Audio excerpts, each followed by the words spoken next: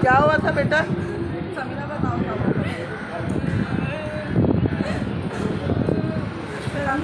क्या हुआ? कुछ भी नहीं हुआ था, इससे सिर्फ पेशाब इसका नहीं हो रहा था। पेशाब की वजह से हमने कल खतने भी करवाई, फिर भी नहीं पेशाब हुआ। सिर्फ पेशाब नहीं हो रहा था तो क्या घर में तो मैंने ये भी बताया, घर में तो कतरे हो भी रहे थे। यहाँ लेके आए, पता नहीं क्या किया है इसके साथ, क्या नहीं किया, समझ में नहीं आ रहा। दवाई ले लो। मैंने 1100 रुपये की उसी टाइम दवाई दी। हमने 6000 रुपये तुम ले रहे हो, 4 घंटे का टाइम दे रहे हो, तो क्यों दे रहे हो? किस बात के 6000 रुपये ले रहे हो? तो बच्चा भी तो तुम सही दो ना। और तुम भागे क्यों? सबसे बड़ी बात, तुम भागे क्यों?